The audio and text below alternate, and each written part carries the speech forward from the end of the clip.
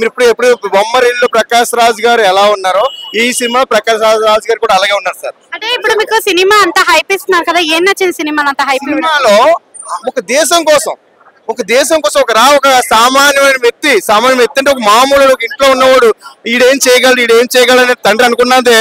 కానీ వాడు నేను చేసి చూపిస్తా, ఏం చేస్తాను నేను చెప్పని చేసి చూపిస్తా అంటే కొండలను కూడా తవ్వేసే రకం, ఆకాశంలో నిచ్చెన వేసుకుని వెళ్ళి ఇంద్రధనుస్సును ఓంచేసే రకం వీడు.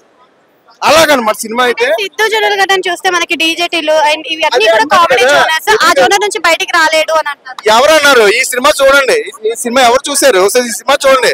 ఈ సినిమాలో అంటే సిద్ధు జొన్నలగడ్డ ముందైతే నేను చెప్పండి హీరో నిజంగా చెప్తున్నా, సిద్ధుని హీరో అనుకోలేదు నేను. ఎవడబ్బా యాక్టింగ్ చూస్తే కొంచెం వేరే వాళ్ళు ఉంది, వేరే వాళ్ళు ఉంటాయి అంటే ఏంటంటే ఇందులో కొత్తగా అంటే కటింగ్ చేసి అంటే ఇప్పుడు అందరూ డిజిటల్ తీసుకుంటే ఈ జుట్టు గట్ట ఉంటది, ఇందులో కటింగ్ చేసి ఒక మామూలు వ్యక్తిలా ఉన్నాడు. ఎవడెవడెవడు అనుకుంటా ఉన్నది. తర్వాత తెలిసింది యాక్టింగ్ చేసి సిద్ధు జొన్నలగడ్డ ఏంటి ఈ టైప్ యాక్టింగ్ చేయగలడా, భాస్కర్ గారు ఈ టైప్ సినిమా తీయగలడా అని అయితే నాకు అనిపించింది అనమాట. నా టైప్ రేట్